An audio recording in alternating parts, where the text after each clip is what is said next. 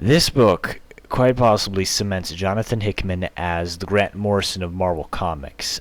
This book pretty much proves that he is maybe just a little bit insane himself, and it pretty much proves that he can do these big cosmic storylines that deal with all these sorts of really bizarre and out there ideas, and he can make them all work just like Grant Morrison can. Now, Grant Morrison thing is more that his stuff is very weird and out there, but it's also very meta. Like, he has a lot of commentary on the modern comic book industry in his own works, and you really have to think about his comic books for a while to really understand this commentary, and once you realize it, it's one of the best parts about reading a Grant Morrison book. Jonathan Hickman is really different, because Jonathan Hickman kind of toys with the ideas of, he pretty much uses these cosmic, far out there storylines to kind of give us commentary on life itself, and this book is very similar to that. The basic premise is that in the year 1953, the fathers of Tony Stark and Reed Richards are working for this secret brotherhood known as the Brotherhood of the S.H.I.E.L.D. And they take Leonid, who's the main character, into the eternal or the immortal city that lies beneath Rome, because he is also this sort of child of celestial beings, and he goes with the Brotherhood of S.H.I.E.L.D. and he sort of gathers their knowledge and stuff.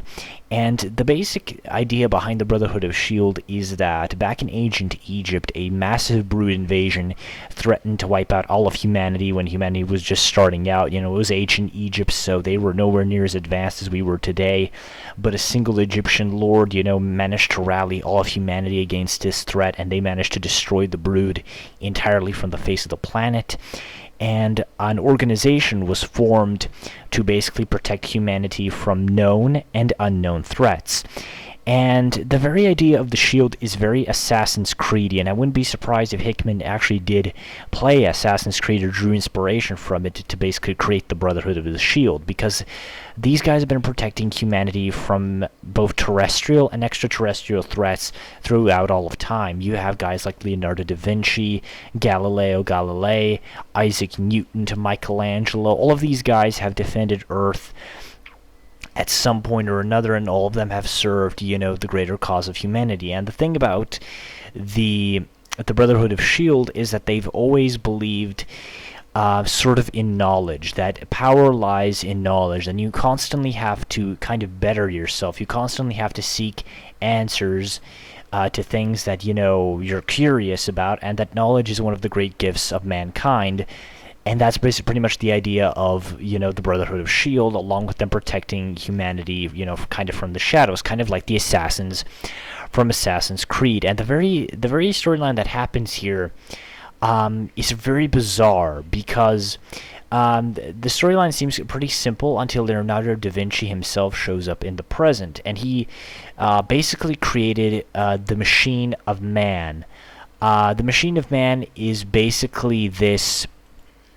It's basically the idea that each and every human being kind of has his own free will. Like, every human being can choose his own destiny. Like, as scientists, and this is what these guys are. That these guys are just straight up scientists. They study all sorts of different things, and they used to not believe, in finality. They didn't believe in the apocalypse and stuff. They constantly, preached about how every human being has the right to choose his or her own fate.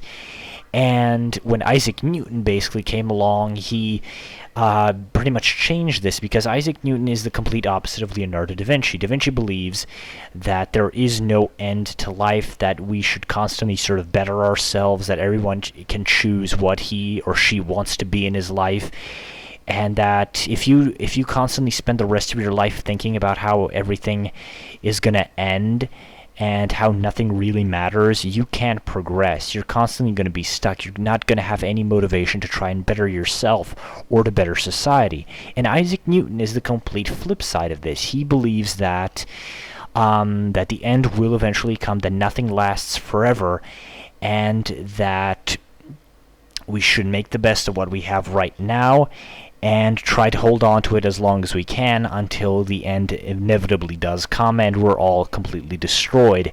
And both of these points are sort of valid, and I really can't pick between either of these guys.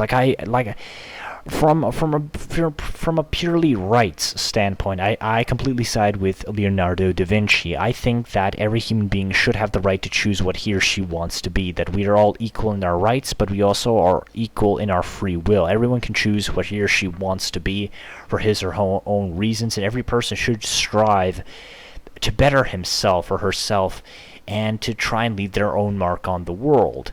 But at the same time, Isaac Newton does present a good point that nothing lasts forever, and as much as we humans like to think that we're sort of the center, of the universe and stuff, we could just as easily be destroyed. Like, there could just be a meteor that comes crashing down on the planet. We could all just be wiped out, and the universe would never even know we existed.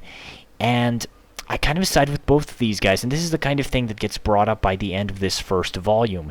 It's a very interesting sort of debate on fate versus free will, and both of the sides give some legitimate arguments to how things could end up, how things can be, or how they could be, or how they should be, and it's all just a really interesting theme to explore, and this is kind of what Hickman does. He uses these kind of cosmic, far out there ideas to basically kind of give us commentary on life itself. And this is the same thing he did, in his Avengers run. His Avengers run was all about, the origins of life and the universe.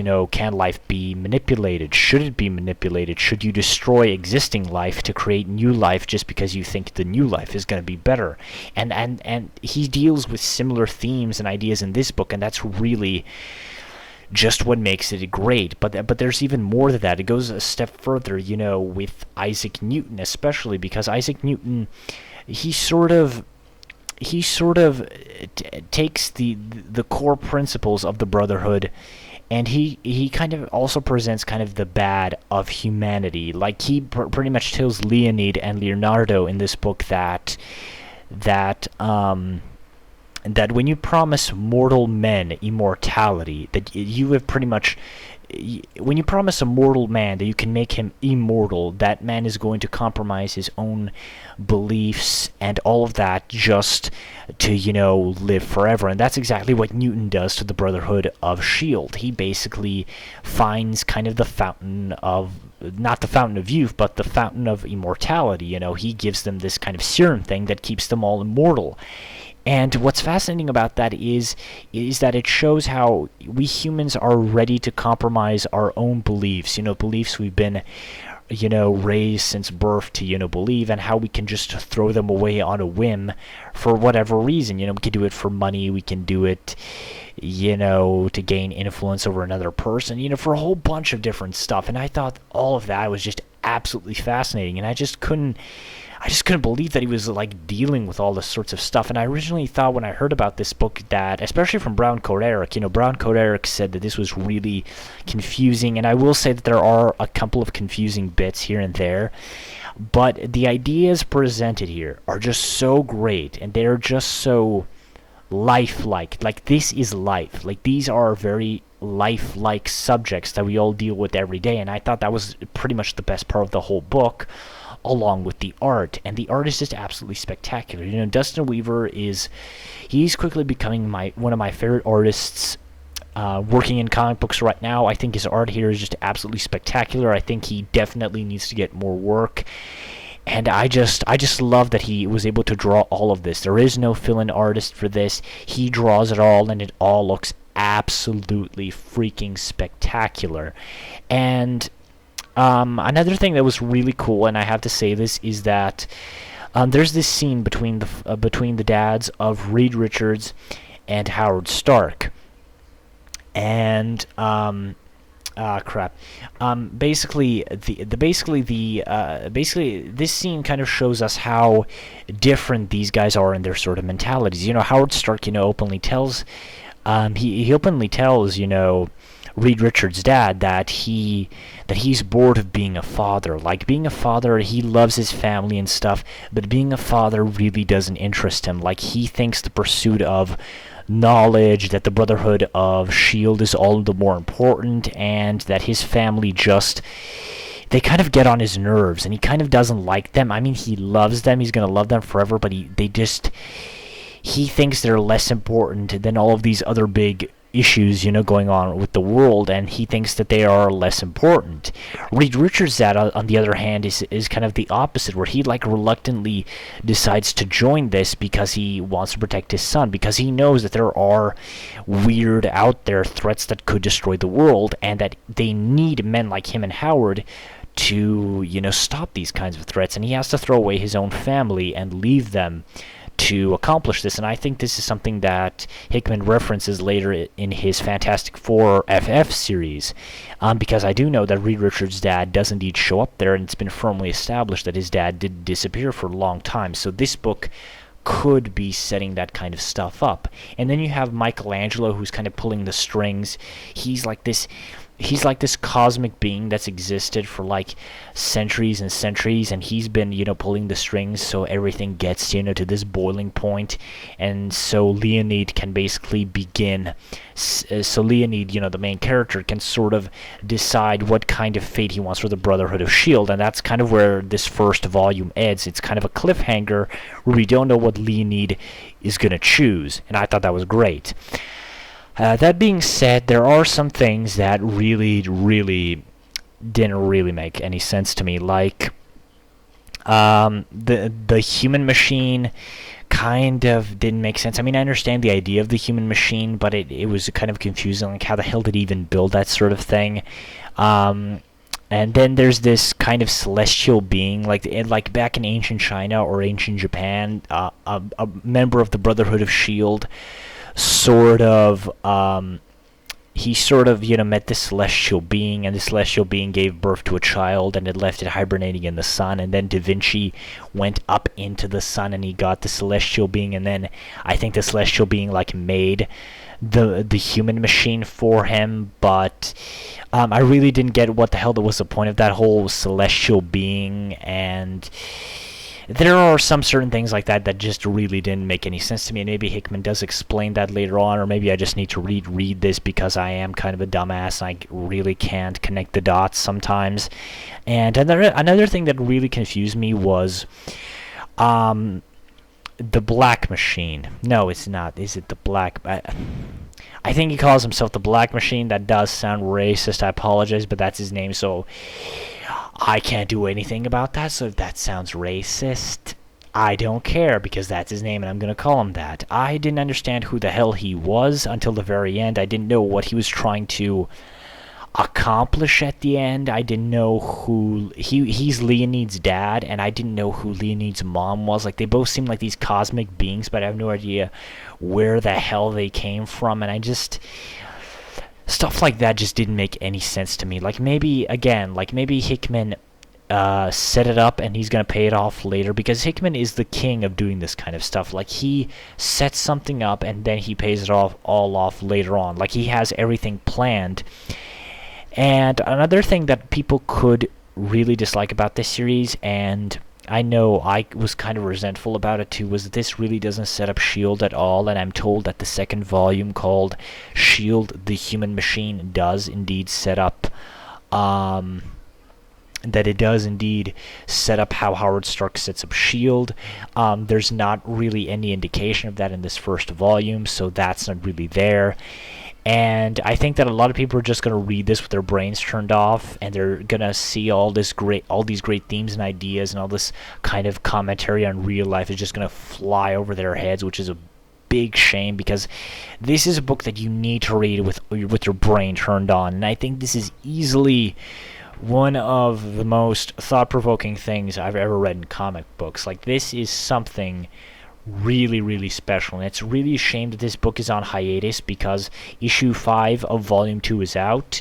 Issue 6 isn't done because Jonathan Hickman's been busy doing Fantastic Four, FF, He did the Ultimates. He's doing Avengers. He's doing a 100-issue run of Avengers between Avengers and New Avengers. And it's basically a 100-issue storyline, so that means that it could be a long, long time before we see S.H.I.E.L.D. finally conclude. And even if he does finish up with the Avengers, there's no guarantee he's going to get back to S.H.I.E.L.D. But Dustin Weaver himself did state that hopefully when Hickman does finish the books he's currently working on right now, he's going to get back to S.H.I.E.L.D. and he's going to finish it, because I really think it would be such a goddamn disappointment if this didn't see the conclusion it deserves, because it sets up so much and it's so great. It's like this alternate history thing like Assassin's Creed, and I'm just a sucker for that kind of stuff, and it connects all of these great historical figures together.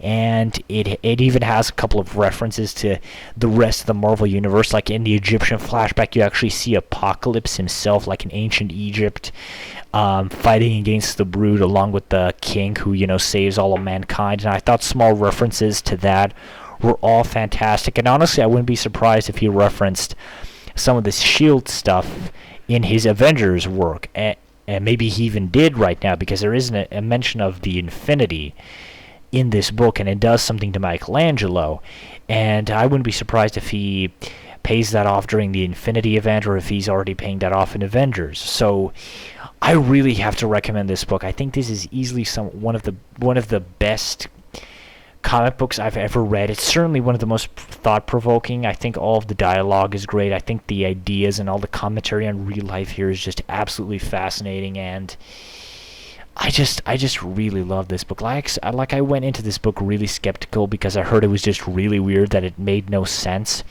But at the end, almost everything made perfect sense, except with Leonid's parents. And the rest of the stuff just was absolutely fantastic. So yeah, I really have to tell you guys to check this series out. I think it's easily some of the best Marvel Comics has ever put out.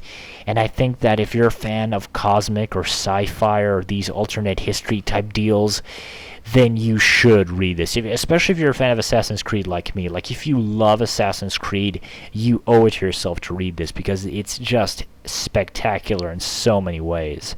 So yeah, pick this first volume up as fast as you can. I don't care how you get it, because it's just that damn good. Easily one of the best things I've read, in a long while, and it's probably going to go down in my top 10 list for best comic books.